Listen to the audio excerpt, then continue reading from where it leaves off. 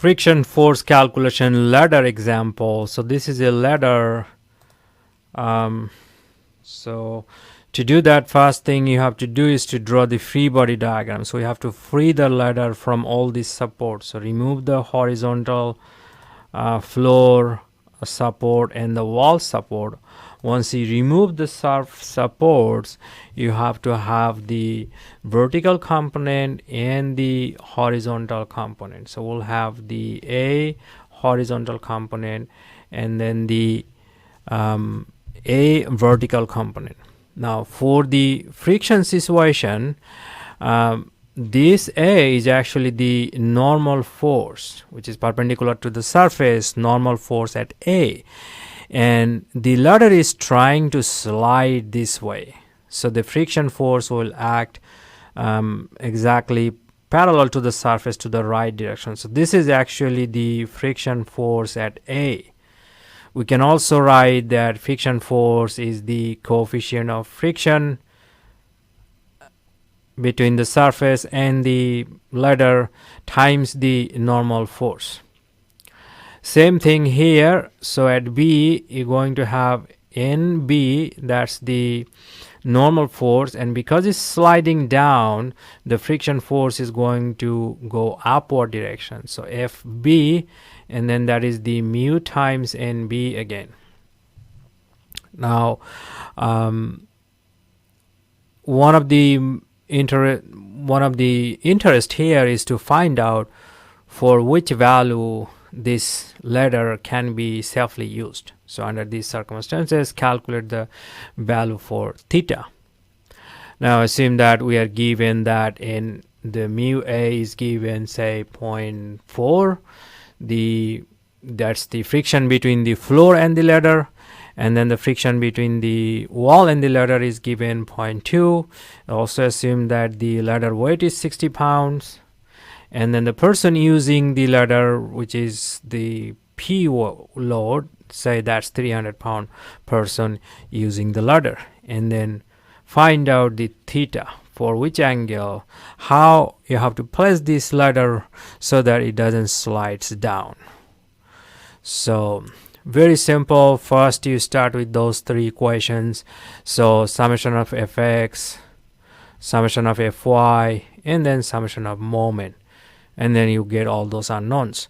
So first, if you use summation of Fx, now there is no, it's sometimes easier to just writing the equation than to think about which one would give us the best result. Should you write the summation of Fy first or summation of moment first? A lot of situation, it's easier to write it than to think and figure it out which one will actually should we write first. So I'm just going to start with the summation of Fx is equal to 0. So if you write that in x direction, I have the friction force at A, which is the positive direction, plus minus I have the normal force at B. So that's the two forces I have in x direction.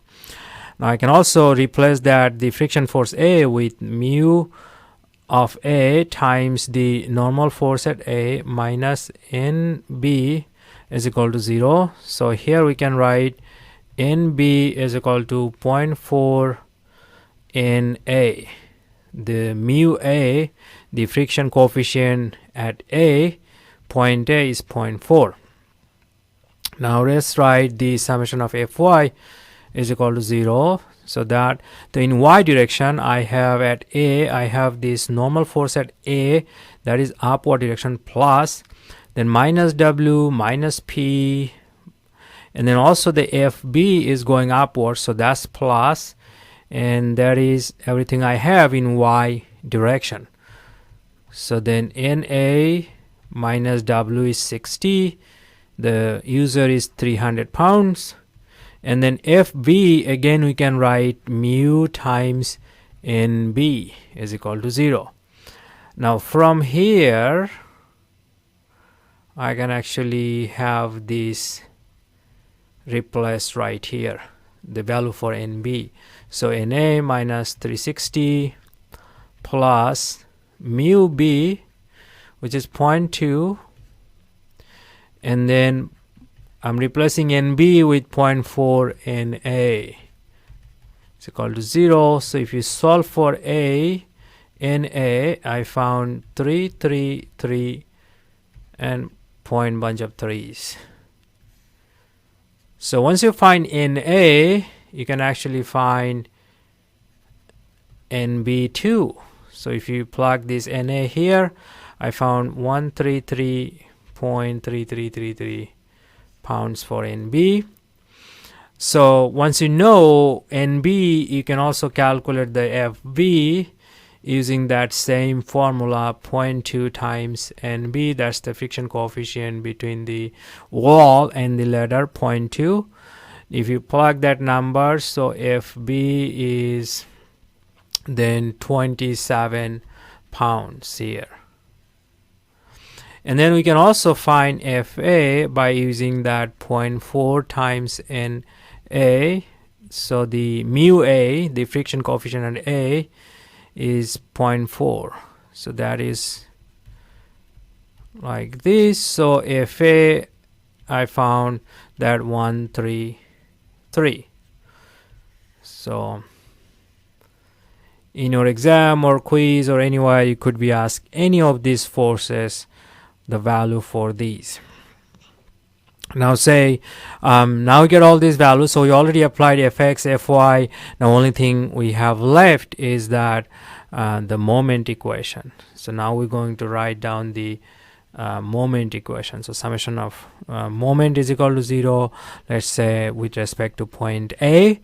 So with respect to point A, we have this W weight that's going to cause clockwise moment. So W times 12 cosine theta, that's the distance, and then plus P, that is 20 foot away, 20 cosine theta again, and then we have the now we have the FB, so that is 27, but then FV will cause a counterclockwise moment, which is plus FB, that's 24 cosine theta away, and then NB, that's the line of action of NB. So this is the distance you're going to use, which is sine. So we're going to have then NB 24 sine theta, everything sum to 0. So this is my very long moment equation. All right, limited space to work here. So then we can basically plug all this number. W is 60. We're trying to find out theta. So 60 times 12. We can common this cosine theta, everything that has cosine in it, plus P, which is 300 pounds, times 20. Cosine is in the front. Plus FV, the value for FV is 27. 24, cosine is in the front, plus NB, the value for NB, we found that 133, and then 24 sine theta. So if we do sine theta by cosine theta equal to, I found that 6081.6 divided by 133.24. So the tan theta is equal to 1.9. So theta is equal to 62.3 degree.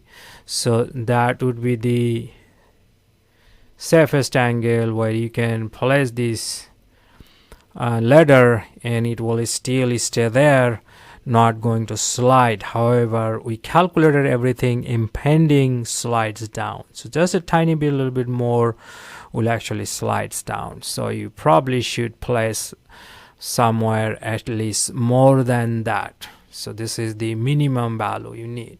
So maybe 70 degree would be a safer angle to place this ladder.